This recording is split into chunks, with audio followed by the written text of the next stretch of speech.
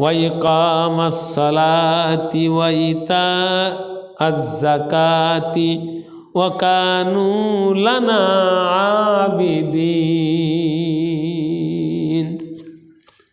তারা কী করতো? ইকামাস সালাহ, তারা নামাজ প্রতিষ্ঠা করতো। বোঝা গেল নামাজ আজকের না, কারণ ঠিক কিনা? হ্যাঁ, কাছে যে হুজুর আর যে জামাত ইসলামী তো করো, এই নামাজ পাঁচ ওয়াক্ত জামাতে পড়া, এই আইনটা তুলে দিতে হবে। আমি জামাতে পড়লেও পারি, না পড়লেও পারি, যে এই আইনটাকে জামাত ইসলামীর, এই আইনটা কার? এই আইনটা কার? এই আইন পরিবর্তন করার ক্ষমতা কোন হুজুরি আছে নাকি? হ্যাঁ, আর কাউ মার রাখেন, রুকুকারীদের সাথে রুকু করো, জামাতে নামাজ পড়ো, এই আদেশটা কার? একবার ইবনে মাকতুম রাদিয়াল্লাহু তাআলা অন্ধ সাহাবী হুজুরকে বললেন, হে আল্লাহর নবী, আমি তো অন্ধ মানুষ, তা আমার জন্য জামাতে নামাজ পড়াটা মাফ করা যায় না?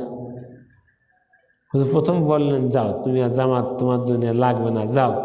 উনি ফিরেছে, বলে হে ইবনে মাকতুম, উনি হলো হজরতে খাদিজার ফুফতো ভাই, খুব সম্মানের, রাসূলের কাছে তো খুব সম্মানের ছিল, যেহেতু তার স্ত্রী খাদিজা কত প্রিয়তমা, আর তার ফুফতো ভাই, সম্মান তো পাওয়ারই কথা।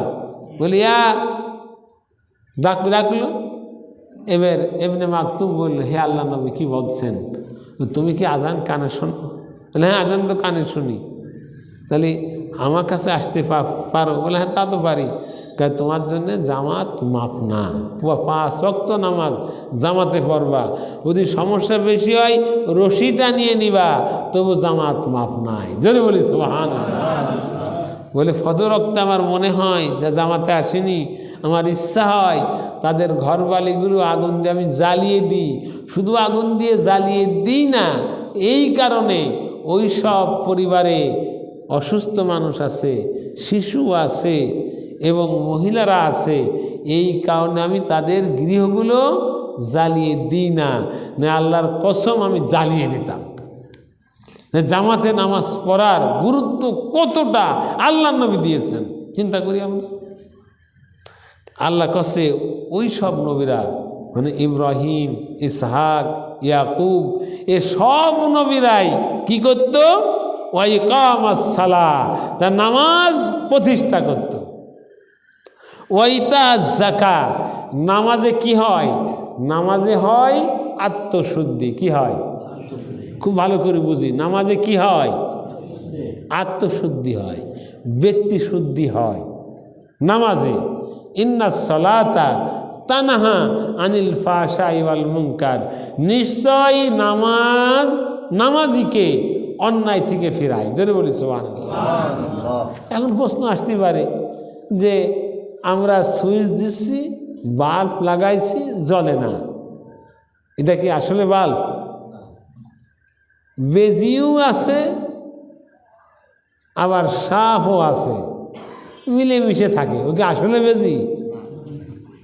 পুলিশ আর টাউট বাটপার, জুয়োচোর, সিটারগুলো একসাথে বসে ভাজা খায়, চা বিস্কুট খায়, ওগুলো কি আসল পুলিশ?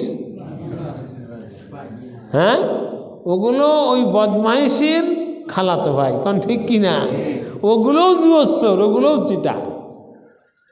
এইরকম যদি নামাজও পড়ে অন্যায়ও করে, নামাজও পড়ে মিছে কথাও কয়, নামাজও পড়ে এক জমি 3 বের বেচে, নামাজও পড়ে মানুষের ক্ষতিও করে, নামাজও পড়ে মিথ্যা কেস দেয়, নামাজও পড়ে অশ্লীল কর্মকাণ্ড করে, এই লোকগুলোর নামাজ কি আসলে হচ্ছে? না, হচ্ছে। ওষুধও খাইলেও রোগও বাড়ল, ওকে আসলে ওষুধ? বুঝতে হবে। যদি কাফুরের গায়ে আল্লাহর কথা কি মিথ্যা হয় নাকি? আল্লাহ কাছে নামাজ ইন্না, মানে নিশ্চয়, সলাতা, নামাজ, তানহা ওয়াল মুনকার, ফিরায় রাখে মুনকার, খারাপ কাজ থেকে। আল্লাহর বক্তব্য। এখন নামাজ পড়ে অন্যায় করে, বুঝে গেল আল্লাহর কথা মিথ্যা না নামাজ মিথ্যা? বল হুজুর নামাজে ওযু ঠিকই করে, দোয়া কালাম ঠিকই পাঠ করে, রুকু সিজদাও ঠিক মতো করে, একেবারে খুব তাকওয়া, জামার ভাব ভালো, পাগড়ির ভাব ভালো, দাড়ির ভাব আরও ভালো, নামাজ হচ্ছে না মানে কোনটা কি? তাহলে বুঝতে হবে একটাই, যদি সাবান সোডা পানি কাপড় দেন ময়লা যায়, কারণ ঠিক কিনা? কিন্তু ওই সাবান ওই সোডা ওই পানি যদি আপনি কয়লার গায়ে দেন ময়লা যায় নাকি? বোঝা গেল নামাজে পরে অন্যায় করে ওই মানুষগুলো হলো কয়লা মার্কা মুসল্লি, কারণ ঠিক কিনা? কি মার্কা মুসল্লি? কয়লা মার্কা, কাজে ওরা ভালো হবে না, যদি কই নাউজুবিল্লাহ। তাহলে প্রত্যেক নবী নামাজ প্রতিষ্ঠা করেছে আত্মশুদ্ধির জন্যে, ব্যক্তি শুদ্ধির জন্যে।